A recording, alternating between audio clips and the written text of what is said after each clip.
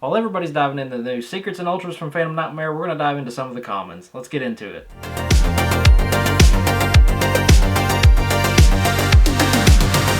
What's going on, fellow tryhards? It's Tom with Trycard Gaming, bringing you back a brand new video.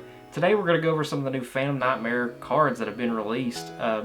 As of time of recording this video, several different YouTubers have gotten to open the new set Phantom Nightmare, which is going to be releasing the first week of February.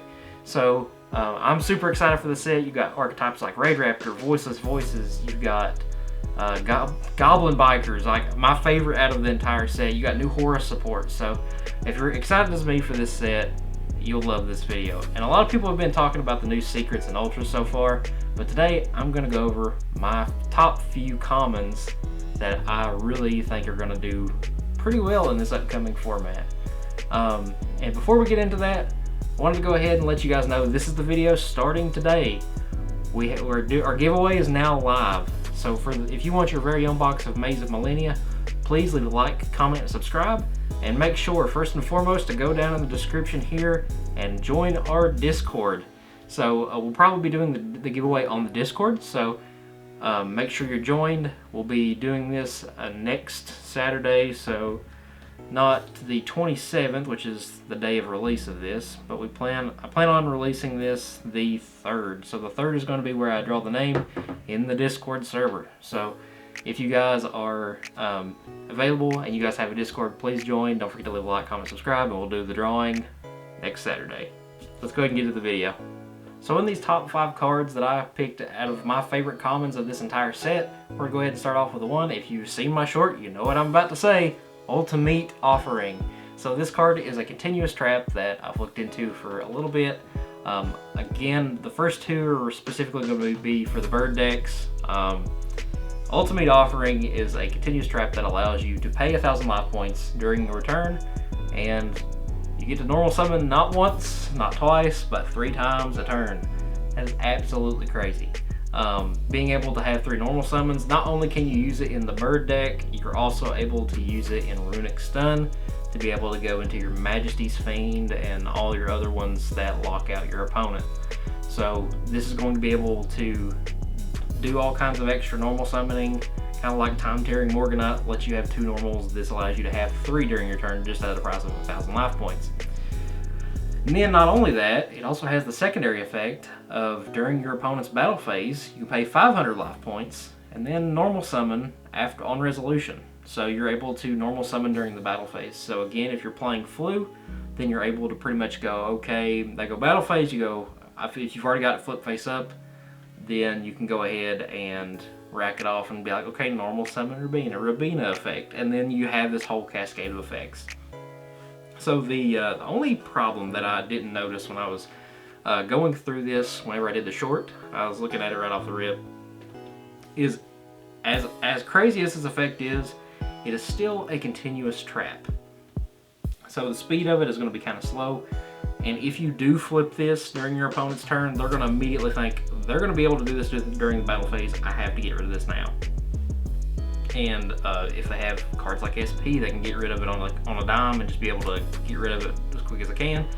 Then they're definitely going to be able to out this fairly quickly. Especially if you're playing a deck like Snake Eye or Rescue Ace or any of these decks like Fire King that are able to just immediately pop stuff on a whim. This is going to be absolutely crazy. So my new rating of it is, that's why it's kind of my 5th spot. I think that it's really fun, but I think out of 10, I think it's definitely a solid 7 or 8 out of 10. I know in my video I said 9 to 10. I think it's because I initially hyped for this card. I think it's going to be really cool to see people play with it and see what they can do. But until further results and testing has been done, I'm kind of sticking to right around a 7 or an 8 on this card. Next up on the list, we have Swallow's Cowrie.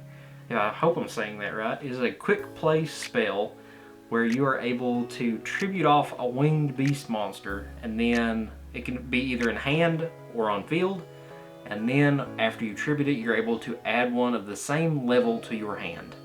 So you're able to me, the first thing that comes to mind is you're able to kind of, if something gets impermed, it's another way to do Advent for Flu. this card is going to be really, really strong from what I've seen. Being able to being able to tribute it off, or being able to tribute off one of your monsters for cost, and then being able to search another one. You're able to kind of keep rattling off more and more flu names. You're able to go Rabina effect, they go okay, Imperm. And then after that, you can use this effect. You can quick effect, just slap it on the field. If you don't have Advent, you have this card, and you can tribute off Rabina. Instead of it going to the graveyard, it gets banished, and then you're able to grab any other winged beast monster to your hand of the same level. So the utility in this card, I think this is really going to push Flu a little bit further in the game. It's still a somewhat competitive deck. I know a few of my buddies, we talked about it, and there's some of them that don't really care for the deck and don't think it's that good. But in a deck where you have predominantly decks that rely on having a graveyard, and you have decks that rely on Shifter or have the ability to play Shifter, you have this clash between the two that are going to be really important later on. And I think that once like if they open up Shifter or anything, it's kind of a win con for them. So these guys being able to banish stuff and just being able to play out of banished is really hard on the meta. As of this card's rating, I'd definitely give it a solid 9 out of 10.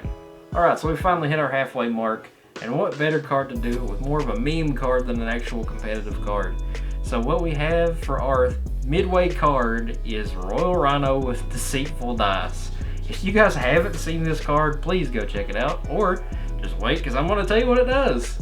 So this card is a level 1 Earth Beast, 600 attack, 600 defense, and once per turn, during either turn, it's quick effect, whenever a card or an effect is activated, you can roll a 6-sided dice, and apply the following effect depending on the chain link number. So depending on what chain link we're at, this card will allow you to do something pretty funny. So if this is chain link 2, then you are able to, this card is able to gain attack times 500 of the result. So it's a 600, 5 times 6 is 3k, or 5 times 30, sorry, and then it's 3k in total, so it'd be a 3600 attack monster if they do anything during your turn and you're able to use this.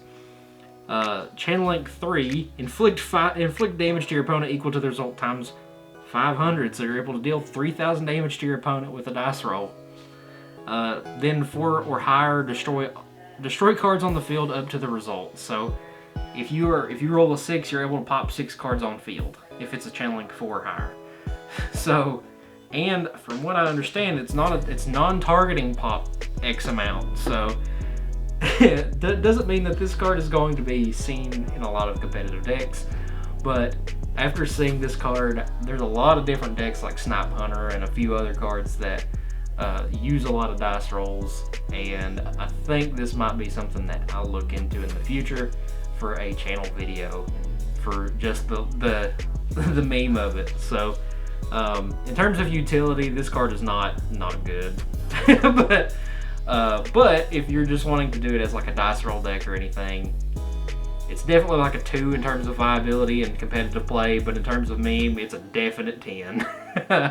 But let's get into the last 2 cards. Coming in our next last spot is a card that I was not expecting to see as a common, and that would be Dramatic Snake Eye Chase. A lot of these Snake Eye cards are usually coming in at high rarity. Most of the lowest ones are only in Super, for example Snake Eye Ash. There were a couple other spells and traps that were commons, and this was not one of the ones that I was thinking was going to be a common. I was thinking it was going to be a Super at least for this one, because Snake Eye Chase is a quick effect that allows you to place one Diabell Star monster from your hand, deck, or graveyard face up in its owner's spell or trap card zone as a continuous spell. Then during the end phase, you can banish this card from your graveyard, then target one monster, treat it as a continuous spell, and special summon it. So, as most of you know, most of the Snake Eye cards, like Poplar or Populous, whichever one you want to call it, it sets itself into the back row as a continuous spell, and most of the Snake Eyes do this, or they are able to set one into the back row off of some sort of card effect. Well, this card allows you to special one, and usually you have to use Flame Burst to do that, which is the big boss monster for fire, for Snake Eye. You're able to kind of use that and quick effect take anything out of the extra monster zone or the spell trap card zone and then push it forward. So this card is just another way to do that. So if you have Flame Burst Dragon in the back row, or if you have like an IP that you put there from your graveyard because you linked off with it earlier in the game or in your turn, this card is going to be able to push that forward, and then you're going to be able to link off with it again. So, or you're going to be able to use it as material during your opponent's turn as another form of interaction to either go into an SP or to go into a White Woman Jump Scare or the Underworld Goddess of the Closed World. So this card to me is, I think this card will see some playing in the competitive scene. I definitely think that it'll be a one of, I believe, if it was in any deck. But still, yeah, this card is really good to have, and I think it'll be really important coming up. This is definitely 9 to 10 out of 10. Get you at least one copy. It's a common, so it's going to be cheap, which is awesome. Thank you, Konami, for that. So that's awesome to have some cheaper staples. I think that's going to be a really good card to play later on. And now let's go ahead and get to the final card, probably my favorite of the set. Let's get into it. Rounding off the list of my favorite commons out of this set, Mystic Potato. We finally have the new Mystic card after a few years. We've had Mystic Tomato for a long time. Now we have Mystic Potato. So for people who don't know what that is a level 4 dark plant monster with 1400 attack, 1100 defense. That if this card is destroyed by card effect and sent to your graveyard, special summon one dark monster with 1500 or less attack from your deck in attack position, except Mystic Potato. And duly noted, this card is not a once per turn. So this card is going to be able to get you a few different things. I haven't done a whole lot of testing with it, but this kind of does tie in with some of your Unchained stuff for those who are still kind of wanting to play the deck. You're also getting the Berserk Archfiend, which is an honorable mention that I'll just say right now. Honorable mention is the Berserk Archfiend. It's another level 6 that pops 2, special itself. Still pretty good. But this card not being once per turn is crazy, right? Being able to bring out a 1500 or less attack monster and just being able to pop it and then be able to special summon, so it's using it as an extender. Very well could be used in Unchained to get out your Sarama or to get out some of your other. I think Sarama is really the main target for that. Sarama would be perfect for that, or just any of the other dark, because I don't think it's level. Yeah, the level doesn't matter either. So it could be whatever level you prefer on that one. So if you have a certain one that you want to put in there to kind of XYZ with or to do anything with, maybe there's probably a level 6 Fiend floating around there with 1500 or less attack. This might be the way to extend into your Unchained stuff. But I feel like this card is going to be absolutely busted for specifically it being not a once per turn and just being able to keep rattling off. I'd definitely be on the lookout for a lot of your competitive players to build decks with this. They might already have by the time of recording this video. But this card is cracked. Like, I feel like this card's going to be insane. So if you guys want to play with this card, I highly recommend it. This is probably one of the best commons that I've seen out of the set as of right now. Well guys, that's going to be it for the video. This is a little different from what I used to do, but let me know what you guys think of this style of video. If you guys like it, I'll keep doing them. If you don't, we'll keep doing the regular locals content and all the other regular stuff and just kind of keep this out. But I enjoyed filming this one. I had a really good time. Again, let me know what you think. Don't forget to leave a like, comment, and subscribe, and join the Discord. Now the giveaway is live. Make sure you do all 3 and then join the Discord. And we will be doing the giveaway on February 3rd, and we will be doing that inside the Discord, so you have to be in the Discord to win. So make sure you guys stop by and say hello and get to meet some of the other guys that I get to play with on a daily basis. But guys, I thank you guys so much. My name's Tom with Tracker Games. We'll see you next time.